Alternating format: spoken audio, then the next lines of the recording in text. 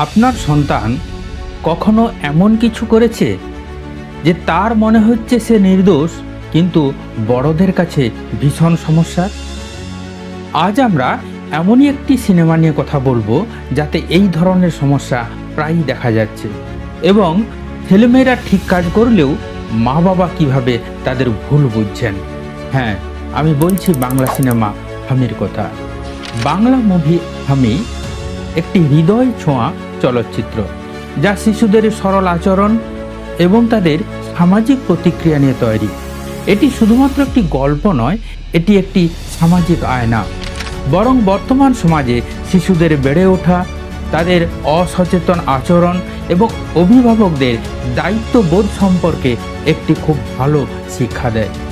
চলুন এই ভিডিওটির শেষ পর্যন্ত সঙ্গে থাকুন এবং জেনে নিন এই চলচ্চিত্র থেকে আমরা মা বাবারা কিভাবে বিভিন্ন দিকে শিক্ষা নিতে পারি।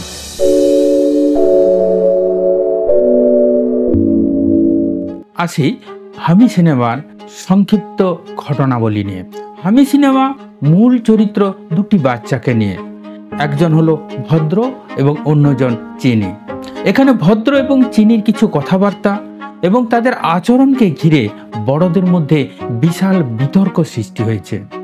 যেমন ভদ্র ক্লাসের মধ্যে মোবাইল এনেছে, স্কুলে খেলার সময় চিনিকে হেমি খেয়েছে, বন্ধুত্ব ধরে রাখার জন্য চিনির সারা মুখে সিঁদুর মাখিয়েছে। শুধু তাই নয়, বাসের কেয়ারটেকারের স্নেহকে অশালীনভাবে ধরে নিয়েছেন অভিভাবকরা। স্কুল, পরিবার, সমাজ সব জায়গায় ছড়িয়ে পড়ে ভদ্র একটি খারাপ ছেলে, এবং অভিভাবকদের মধ্যে স্কুলের নিরাপত্তা নিয়ে ওঠে প্রশ্ন। কিন্তু ভদ্র কিছুই বোঝে না, সে তো শুধু বন্ধুকে ভালোবেসেছিল, আর সমস্ত ব্যাপারটাকে একটি শিশুসুলভ আচরণ হিসাবেই সে গণ্য করেছিল। সমস্ত কাহিনী জুড়ে অভিভাবক, বিদ্যালয় এবং সন্তান এদের সম্পর্কের টানাপোড়েন দেখা গিয়েছে। তাই প্রথম থেকে শেষ পর্যন্ত আছে টান টান উত্তেজনা। হামি সিনেমাটা পুরোটা দেখুন এবং এর থেকে কি কি শিক্ষণীয় আছে আমরা সেটা আলোচনা করি। পুরো ঘটনাটাকে বিশ্লেষণ করলে দাঁড়াবে, শিশুরা যা দেখে তাই শেখে। বড়রা যেখানে চুমুকে একটা অশালীন ভাবে, সেখানে একজন শিশু সে শুধু ভালোবাসার প্রতিক্রিয়া হিসাবে জানে। ভদ্র তার চারপাশে যা দেখেছে, মা বাবার ভালোবাসা, কথাবার্তা, টিভির দৃশ্য, সেগুলো দেখেই সে আচরণগুলো করছে। সে বোঝে না সমাজ কি ভাববে, সমাজ কি বলবে। সে বোঝে বন্ধু মানে শুধু একজন প্রিয়জন। এটাই শিশুর সরলতা। এই বই থেকে যে শিক্ষণীয় দিকগুলো আছে মা বাবার, 6খানা শিক্ষণীয় দিক আমি তুলে ধরছি। প্রথমত, শিশুদের দৃষ্টিভঙ্গি আগে বুঝুন, আগে জানুন সে কেন করলো এ কাজটা। জিজ্ঞাসা করুন, তুমি কি ভেবেছিলে। প্রতিক্রিয়া দেওয়ার আগে সন্তানকে বোঝার চেষ্টা করুন। এখানে ভদ্র তারা মা বাবার অন্তরঙ্গ আচরণ থেকেই শিখেছিল হামি খাওয়ার ব্যাপারটা। দ্বিতীয়ত, শাস্তি নয়, শিক্ষা দিন। ভয় দেখালে শিশু লুকিয়ে যাবে, অসহায় বোধ করবে, সে অনেক কিছু গোপন করার চেষ্টা করবে।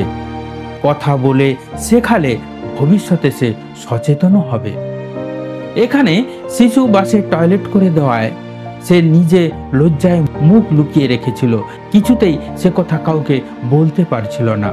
বাসের কেয়ারটেকার যখন তাকে স্নেহ ভরে তাকে জিজ্ঞাসা করতে যায়, তখনই শুরু হয় একটা ভয়ঙ্কর সমস্যা, এবং সেই বাসের যে কেয়ারটেকার তাকে দুর্নামের ভাগিদার হতে হয়। তৃতীয়ত, যৌনতা নয়, স্পর্শ শেখান। ভালো স্পর্শ, খারাপ স্পর্শ শেখানো শুরু করুন ছোটবেলা থেকেই। তার শরীর নিয়ে, তার নিজের অধিকার নিয়ে ভালো করে বুঝিয়ে দিন। এই ছবিতে ব্যাড টাচ এবং গুড টাচ সম্বন্ধে আলোচনা করা হয়েছে, যাতে ছোট ছোট ছেলে মেয়েদের কিভাবে শেখাবেন ব্যাড টাচ আর গুড টাচ, এই ব্যাপারটা সেটাও ভালো করে জানতে পারবেন। চতুর্থত, বড়দের দৃষ্টিভঙ্গি পরিবর্তন করুন। শিশুদের আচরণ প্রাপ্তবয়স্কদের চোখ দিয়ে বিচার করবেন না, তাদের বয়স অনুযায়ী ব্যাখ্যা করুন। বড়দের দৃষ্টিভঙ্গি ঠিক না থাকার জন্য অভিভাবকদের মধ্যে বিভিন্ন রকম সমস্যা তৈরি হয়েছে। এই সিনেমাতে আমরা বিভিন্ন সময় দেখেছি। পঞ্চমত, শিশুদের সামনে আপনার আচরণ সতর্ক করুন, কথাবার্তা সাবধানে বলুন। তারা দেখে শেখে। আপনি যেভাবে আবেগ প্রকাশ করবেন, যেভাবে তাদের সামনে কথা বলবেন, তারাও তেমন শিখবে। যে কারণে চিনি ধরে নিয়েছিল বা হামি খেলে প্রেগনেন্ট হয়ে যায়। ষষ্ঠত, শিশুর মনস্তাত্ত্বিক ভাবনাকে গুরুত্ব দিন। স্কুলের শিক্ষকরা প্রতিটি ঘটনাকে কিভাবে মনস্তাত্ত্বিকভাবে ব্যাখ্যা করছে তাদেরকে সম্মান দিন এবং তাদের ভাবনাকে গুরুত্ব দিন, তাদের বিষয়টাকে জানার চেষ্টা করুন। সিনেমার শেষে সমস্ত অভিভাবক বুঝতে পেরেছিলেন যে স্কুলের পক্ষ থেকে শিক্ষকদের ভাবনাটাই ঠিক ছিল। হামি সিনেমা আমাদের চোখে আঙুল দিয়ে দেখিয়ে দেয় আমরা মা বাবাদের অসচেতনতা সন্তানের উপর কতটা প্রভাব পড়তে পারে।